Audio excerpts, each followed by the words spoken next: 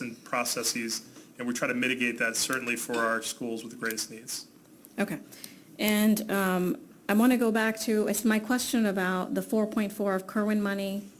Can that be supplanted versus supplemented? And we still haven't answered that question. What I have is that it can be supplanted, but they would prefer it not be. Have we gotten any more information on that legally? Mark, Mr. Blom, can you help?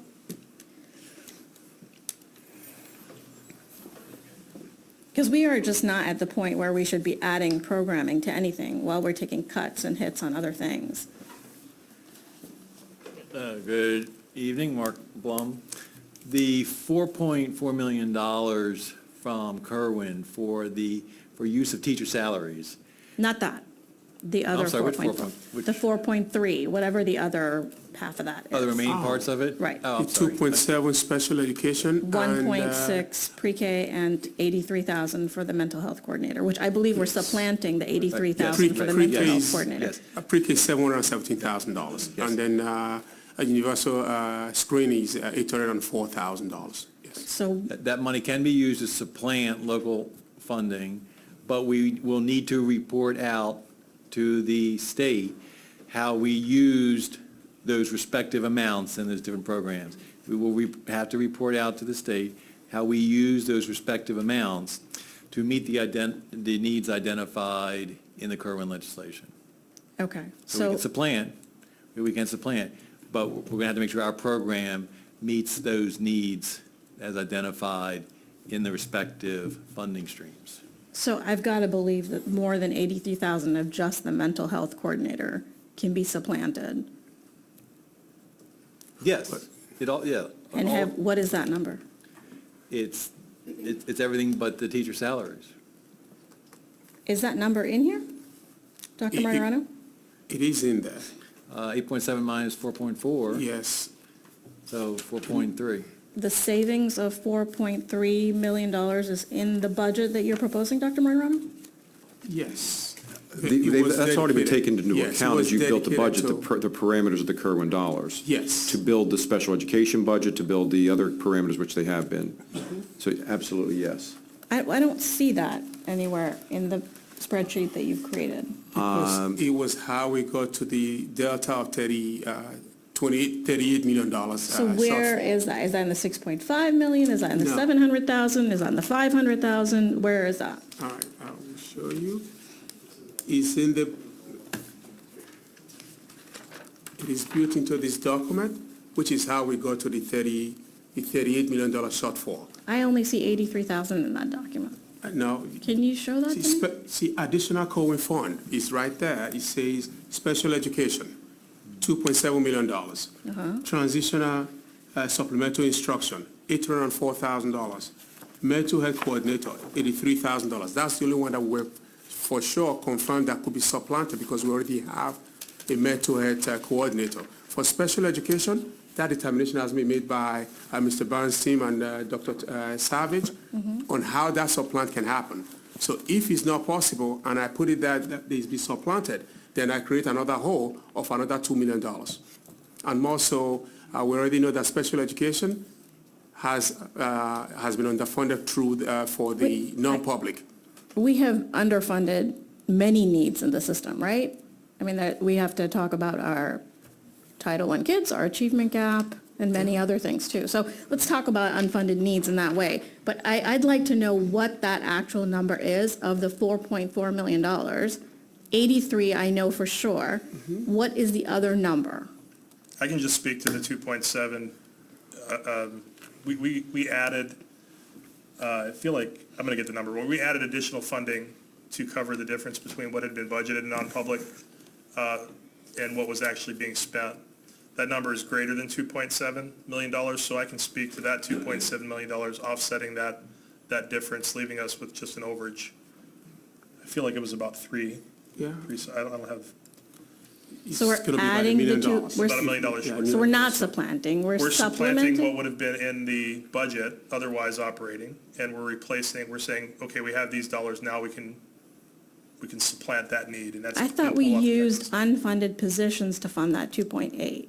Are you talking about another $3 million that we have? No, I'm talking about we had to add $3 million into non-public, or not, a request for non-public Didn't we do a education. $700,000 category transfer to fund some of that? That was this year. Year over year, we do. And so next Okay. year's proposed year. budget is to correct the, and we've taken structuring some balance. fierce criticism, and rightly so, for routinely saying that we're going to spend $7.7 million, and we spend between $9 and $11 million. So this year, we added that into the budget. It became part of the obligations list, because that's the bill that's going to come in, whether we say we're going to pay that much or not.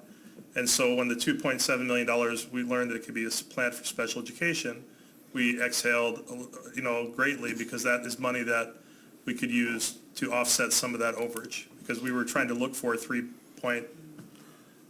$3 million more than. How have we years past. funded that in the past? It is through categorical transfers. Through categorical So transfers. the roll-up of all the $800 million budget's worth of lapsed salaries, turnover, unspent dollars, pull that back in May, take a look at it, figure out what it is, and then look at what's over and under and make those last-minute corrections, or those June corrections.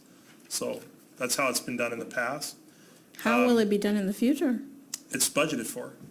So what we've actually accounted for. But we keep saying it's increasing, correct? Well, no, I think we have a good handle on the trend. I think we've budgeted an amount that it will adequately fund what's there. Now, that's highly dependent on the kids who require services. So at any given year, we could have more or less kids that require those services. So we may still be underfunded, we may be overfunded at this So point. essentially, we had a 2.7 million hole, so we're just adding that We had a money. greater than $2.7 million million hole hole. that we're going to offset with this particular part of the Kirwan funding.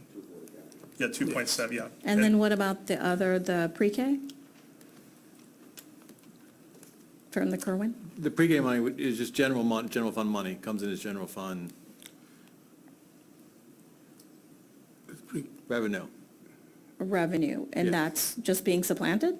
Is that in there? It's not earmarked for any specific provision, That's- and